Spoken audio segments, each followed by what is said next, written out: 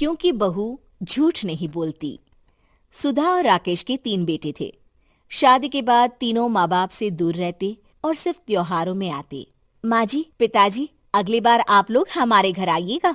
अरे नहीं बहू, सब यहीं आ जाते हैं तो घर खिला खिला लगता है। हाँ बहू, तू हमेशा बुलाती है तो जरूर आएंगे तेरे पास भी। हाँ हाँ, दीदी का घर बड़ा जो है, सब कुछ आपने शादी के बाद दीदी को ही तो दे दिया था। हमें भी दिया होता तो हम भी बड़ा घर लेते। क्यों सुनील? अरे नहीं नहीं, पापा ने सबको एक बराबर ही दिया है। छोटी बहू, क्या चाहिए तुम्हें, बोलो।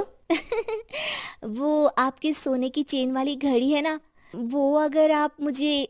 तभी वहाँ मजली बहू भी आ जाती है। और मुझे ना आपका मंगलसूत्र कितना लंबा, सुंदर और भारी भी है। अरे हाँ हाँ, तुम दोनों को ही दूंगी बहू, चिंता ना करो। चलो अब खाना लगाओ, खाना खाया जाए। सभी मिलकर खाना खाते हैं कि पड़ोसन आ जाती है।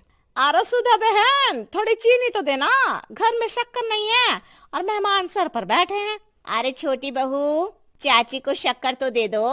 अरे मजली दीदी, आप दे दीजिए ना, मैं यहाँ कम आती हूँ तो मुझे पता ही नहीं है कि सासू माँ सारी चीजें कहाँ रखती है। और तुम, मैं कौन सा यहाँ रोज शक्कर फाँकने के लिए आती हूँ, मुझे भी नहीं है पता। तभी बड़ी बहू हाथ में चीनी की कटोरी लेकर आती है। चाची, शक्कर आप लोगों का बड़ा सहारा है माँ जी और पिताजी को, वरना हम लोग तो यहाँ रहते ही नहीं। आप जैसे पड़ोसी हैं तो हम निश्चिंत है। और जीती रहे बहू, अब तो ये घर पड़ोस कम परिवार ज्यादा लगता है। सुधा अपनी बड़ी बहू को देखकर बहुत खुश रहा करती थी। वो उससे अक्सर घंटों बात भी किया करती, लेकिन दोनों दूसरी बहुओं का भी वो समझती थी कि शायद छोटी है, वक्त आने पर संभल जाएंगी। समय आ जाता है जब सभी को वापस जाना होता है।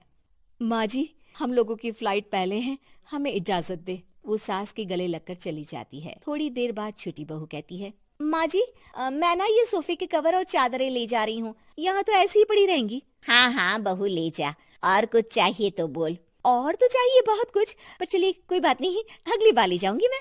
ऐसे ही मंजली बहू भी घर का बहुत सारा सामान ले जाती है। सभी के जाने के बाद सुधा राकेश से कहती है, घर कितना सूना लग रहा है ना। हाँ, और खाली भी। तुम्हारी दोनों बहुएं सब बटोर गई। अरे ठीक है ना, हम दोनों ही तो हैं, कितना सामान लगेगा। फिर उन लोगों की नई गृहस्थी, इतना मत सोचा करे। समय बीतता है। ऐसे ही हर साल त्योहारों में सुधा और राकेश के बच्चों की बहू आते और जाते वक्त ढेर सारा सामान पैक कर कर ले जाती। लेकिन कुछ ही सालों में सुधा का देहांत हो जाता है। पिताजी, आप यहाँ अकेले क्या करेंगे? हम लोगों के साथ चलिए। अरे नहीं नहीं बहू, इस घर में सुधा की यादें हैं, मैं उसे नहीं छोड़ सकता हूँ। अब तुम लोगों की माँ नहीं रही। देख लो, वैसे तो मैंने उसके जीते जी सब कुछ दे दिया है, लेकिन कुछ उसका पर्सनल कीमती सामान था जो ये है, ले लो। सामान में होती है एक घड़ी और एक मंगलसूत्र। माँ जी ने कहा था कि वो ये घड़ी मुझे देंगी। हाँ हाँ पिताजी, माँ ने सबके सामने ये घड़ी सरिता को देने के लिए कहा था। उठा लो सरिता माँ की घड़ी। अब क्या था, छोटी बहू फट से घड़ी उठा लेती है। और पिताजी, ये मंगलसूत्र तो माँ ने मुझे ही देने को कहा था, याद है ना? वो सभी की ओर इशारा करती है। तू भी ले ले ये हार बेटा, कोई बात नहीं। मंजली फटाक से हार उठा लेती है। ससुर बड़ी बहू की तरफ देखते हैं। तुझे क्या दूं बेटा? पिताजी, माँ ने एक चीज मेरे लिए भी रखी है। सभी के कान खड़े हो जाते हैं कि आखिर सास ने क्या रखा होगा बड़ी के लिए। अरे माँ जी तो दीदी से प्यार भी ज्यादा ही करती थी, हमेशा उनसे बात किया करती। जरूर कोई बड़ी और अपनी प्रिय चीज दी होगी दीदी को। और देख लेते हैं ना, वरना तो हम भी बराबर का बंटवारा करेंगे। हाँ हाँ, कर लेना बंटवारा। लेकिन बड़ी बहू बताओ तो, सुधा ने क्या रखा है तुम्हारे लिए?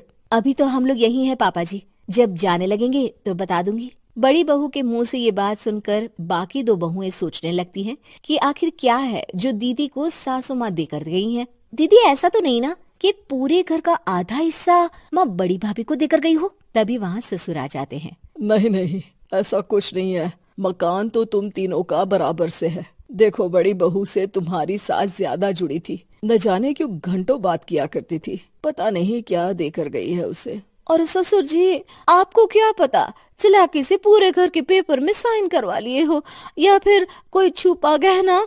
आखिर मकान पूरा तो आपने सासू माँ के नाम ही कर रखा था ना। अब घर में ये सस्पेंस बन जाता है कि आखिर बड़ी बहू क्या लेकर जाएगी। फिर वो दिन भी आ जाता है जब बड़ी बहू के जाने का समय हो जाता है। बेटा, परसों तुम चली जाओगी, बताया नहीं, माँ ने तुम्हें क्या दिया?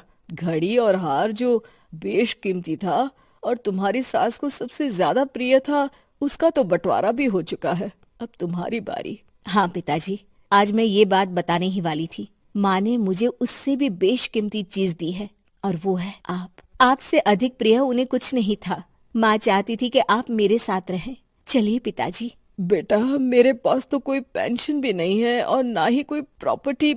लेकिन आपके पास संस्कार है पिताजी, जो मेरे बच्चे आपसे लेंगे, तो आपको ले जाने पर स्वार्थ ही है मेरा। चलिए ना पापा। सभी के सामने पिताजी बड़ी बहू और बेटे के साथ उनके घर चले जाते हैं।